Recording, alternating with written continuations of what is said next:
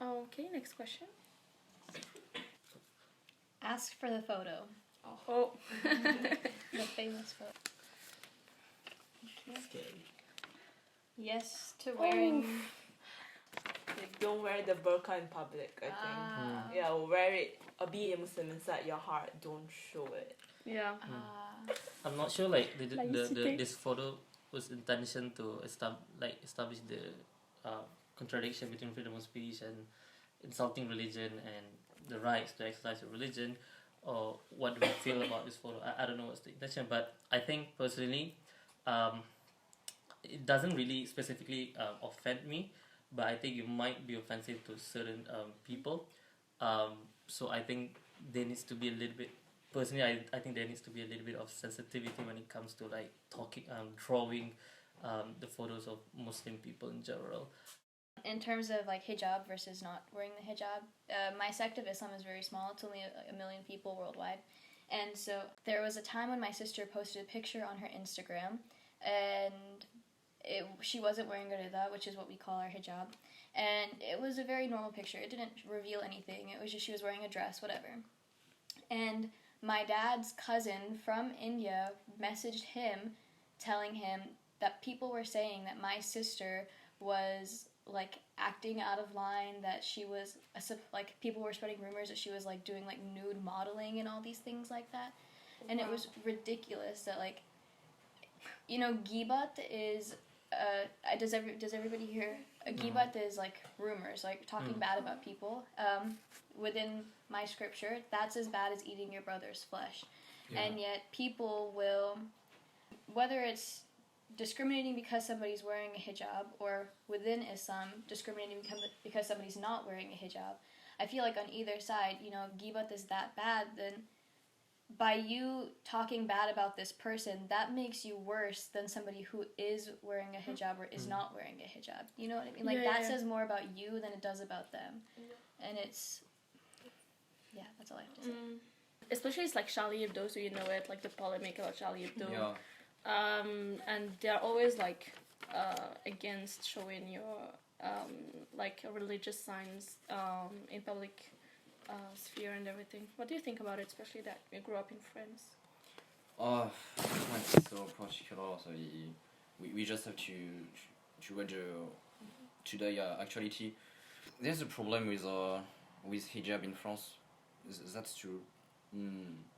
There's an Islamophobic problem because the action of wearing a hijab is not interpreted, or is not really interpreted by some people who see in the hijab something which make the woman submitted to her husband or the society. Yeah, but actually, the choice to wear hijab or not is just a choice between the woman and God and a faith.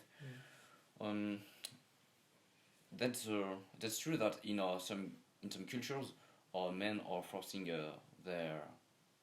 women to wear it, but Islam don't allow that, and we Muslims have to fight these behaviors of people who force women to do it with the same strength that we have to fight the people who in France, the politicians who stop women to put it. Yeah. So I think it's in the two ways. Women are free to do what they want, and we can force to put the hijab or to remove it. Yeah, I think I'll have a very different mind about the burqa. Most of you will not agree with me, maybe, but the thing is that I'm not against hijab, but I'm against the burqa, and I'm against the burqa because of security reasons, actually, not because of religious thing. Because I know that in Morocco, burqa has been used by like criminals to hide, actually, and that is why now burqa is not seen positively in Morocco. Like, they try to, like, you don't see a lot of women wearing burqa on the streets and everything, and it is just because of security reasons. And I never think that Islam has talked anything about covering your face. Exactly. It has talked about, it has never talked about covering your face. So burqa for me is like stupid, and I'm sorry, but it is stupid invention of human being, just like maybe just to let women be submissive. But Islam talked about hijab, and Islam never obliged women to wear hijab. That's my mind about it. Like, it's a choice. It's not an obligation. It's more as an advice. But like the surah that talks about hijab, it never talks about the hair specifically. Yeah. The Arab word for it can be translated several ways, and there are some specialists of Islam, like, that did studies about Islamic studies and everything, that interpret it as like, in the Quran, God said that women should cover this area, but not her hair or something. So she should just dress decently and not show a lot of her skin. But a lot of people interpreted it as wearing the hijab. I'm not against it, actually, because some women consider her hair as being a seduction tool, so maybe it's also to hide it, like a hide seduction tool, and just reserve it for your husband. My mother was not wearing hijab when I was born, so I would just have a very different perspective on hijab compared to other Moroccans. So the interpretation of Quran of this verse, which talk about that, was interpreted few centuries after the Quran revelation by the Malikite school, and it tells that women have to cover their hair. Exactly. But it's not what is written, but because of interpretation. Yeah. And actually, at the time of the Prophet himself, women didn't cover their head. They covered it for prayer, but not always. This practice to cover hair is not specific to Islam, because it was already the case during the Bible. That is true. Yeah. Alright. Yeah. Next question.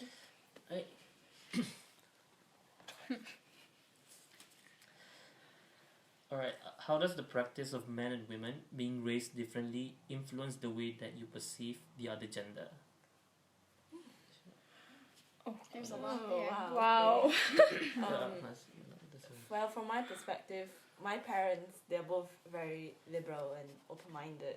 So actually, my dad wanted a girl, so they raised me in a very liberal fashion. You can do anything you want. You can be the first female prime minister, even, Yeah, so they never made me feel bad, nor raised me to feel different. Maybe growing up, they were more conservative, actually, but over time, they became less conservative, going the opposite trend. So it's an anomaly, it's an abnormality, rather than the norm. That one I do know, the way I was raised, I mean. For me, my father's side is more liberal, and my mom's side is very conservative.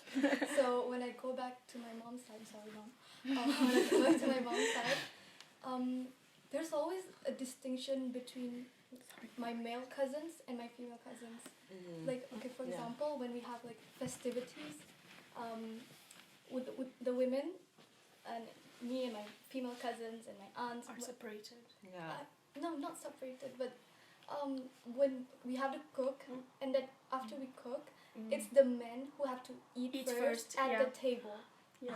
And women, when we eat after, and then we have to sit on the floor. And when I was a kid, I always wonder why. Yeah. It's always something that I've been against it, and then even at that time I didn't know what feminism was, and I was like, no, this is wrong. But yes, that's completely a cultural stuff, because I'm sure that the Prophet was against these types of projects. As for my part, there is a difference of raising a girl and a boy in Muslim countries, but it's not related to Islam at all. It's related to culture. For me, it was just my brother has the right to stay late at night alone, but not for me. It was come home before 9, but for your brother it's okay, like before midnight during summer break, for example. But this is not related to Islam, just related to security issues. Yeah. Because I'm more afraid for a girl, because like Morocco is not that secure country. Girls are like can be just raped in the streets if they stay alone at night. And there was also differences between like the course that we do at home, but then my sister and I like just kind of revolted and it changed. But we kind of understand it. Like my brother took care of the heavy stuff at home because he had more strength, and we took care of the lighter stuff, so it's okay. But that's it. Yeah, like personally, I don't think my parents intentionally want, like, how to say, because I was raised by saying that men in the future would have more responsibility. You have to take care of your mom, your sisters, and your children, especially if they are women. So I don't blame them, but it's kind of like a pressure to make yourself like the best man in order to protect these people in the future. They kind of like impose this responsibility on me in order to take care of these people in the future. So I think all of these things were rooted from the cultural and religious values. It's a combination of all those things. And they always remind me of like why women needs to be respected, and you always have to respect women, and the kind of language that you use with women needs to be different when you talk to men, etc. But I don't think it was intentionally want to like separate men and women, but to respect them more. I don't think it's necessarily a bad thing because it's kind of like rebalancing with the entrenched patriarchal structure in Malaysia, which I think is pretty bad. Yeah. For me, because growing up in America, I was very similar to you, where my parents were incredibly supportive of everything. Like, I think my dad has bigger dreams for me than I have for myself. And I was raised the exact same as my brothers.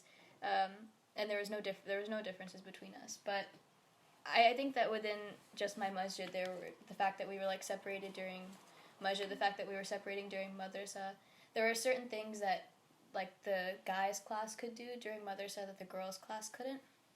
But I'm actually kind of grateful for it, because if anything, it made me like more passionate about wanting to achieve that equality. Plus, I learned how to make rotis, so that was pretty cool. Growing up in America as a Muslim, there weren't as many differences between men and women that way. So. Okay, next question. Are men and women equal in Islam? No. How do you think? It depends on what. Equal in different which aspects. side? Yeah, I mean, legally, no. It depending on country to country, of course, but in countries where like, Islam is the official religion, no. No, but this is legal, not even Islam is a religion. Yeah. Like what does Islam says? But then like Islamic law. Yeah, Islamic law, of course, is. I It's not Islam. Oh. This is like Fair separate enough. Islamic law and Yeah. Islam. Yeah, I think what Saudi Arabia has been implementing is not Islam at all. I know, no. It's that not a is very not. good example of Islam. No. So yeah, I honestly think that in Islam, there's no like there's specific roles that they associate with certain genders, but there's no. It doesn't necessarily mean that one gender is more important than the other. However, like as I mentioned earlier, that what all of these inequalities in terms of working, education is not Islam is human made, but and sometimes I do believe that Islam even prioritize women than men. For example, the way you see your mothers, the way you see your sister, and the way you take care of your children, your daughters. So, and sometimes they also push the idea of men also. So there's kind of like both are basically important, but there's no there's no specifically mean like mention that both genders are equal. I think actually from what I learned, there are verses in the Quran that says women and men and women, men and women. It always like emphasize. Yeah, do you know that verse? Yeah. Yeah. Emphasize that men and women are equal in the eyes of God, and Yeah. actually we can't say that they're all equal. And There to is add to equality. that, you know, there is this story about someone who came to the prophet and told him he was like really proud of himself. Yeah, my mother was knocking at the door and I was praying and I didn't yeah, I break heard my that. prayer. Oh. And he was like, your mother, you should like your mother three Yeah, times, your then father. your father. Like he repeated like those are the four priorities in your life: your mother three times, then comes your father, which really means the importance of women in the religion and the importance, especially of mothers. Like like prophet, like just he really believed that women should have a core like place in Islam. And yeah, Just to play devil's advocate, not saying that this is what I Mm. really believe, but in that case, is the equality placed on women or on mothers? it If was a just, woman isn't yeah, a mother. it was just an example to differentiate like fathers and mothers. Hmm. So women over men here, like you know, like he's more for taking care of your mothers rather than your fathers. But for men and women, it's gonna be the same for me. Like women have more value in Quran, but just the interpretation of Quran and the political use of Quran has made it differently. You know, like the Prophet, his wife was his boss. Actually, Yeah. you know, Yeah, she yeah. was taking Yeah, care of yeah. the business, and not a lot of people know that she was working. She was a woman earning her own money. She make him work in her company of like trade or something, and she was a strong woman figure in history. So a lot of people don't know that and just have this impression that Islam is a religion of women being submissive, but it's totally not if you interpret real Islam. It's calling for the liberation of women at a time when women didn't have that much of rights actually. Yeah, actually, yeah. I mean, I was always told this, you know, by my more conservative relatives, ironically, that Islam actually was like the first religion to pioneer Yeah. women's rights. You Yes, know, that is true. it really was. The real reason I said no when you asked that question wasn't necessarily because of Islam itself, but I think because women in general aren't equal to men or treated equally to men, which is why I said no so quickly. It wasn't necessarily because of Islam itself. The thing we don't have to forget is that in now Muslim countries, Islam came in a time where the local culture of these countries were misogyn. Just it make people think that Islam is a religion where the wife is submitted, but actually not. The first person who converted to Islam prophets, it was Khadija, her wife, who was the first person who died for Islam, was the okay. wife Yeah, too. was it? Yeah. The greatest scientist of Islam was Aisha. Just to like introduce the historical context where when Islam was introduced in like in the 600s, is that at that time the Arab world was having this we call it zaman jahiliyyah, which means jahiliyyah, which means that they are unaware, state of oblivion. So when Islam was introduced in Arab world, it went against the idea that women, daughters should be killed. Yeah. And there's like people were like crazy, were very uncivilized, and at that time, when Islam came, it introduced a different perspectives of how we should see life and how to respect women in general. So I think we also need to take into account when Islam came and what kind of things that they brought in into the society. I think I'd just like to say really quickly, I think that there's a difference between Islam and Muslims that people don't always see. Yeah. Like somebody once said that to me, one of my teachers in school, she was like, you know, I can't believe that people still think that Islam and Muslims are the same thing. And at that time I was like, well, I thought they were the same thing, but I realized later on like they're really not. Religion is cultural. It's a cultural stuff. I prefer talking about faith. You know, religion is a man-made institution. So yeah, Islam and Muslims is different.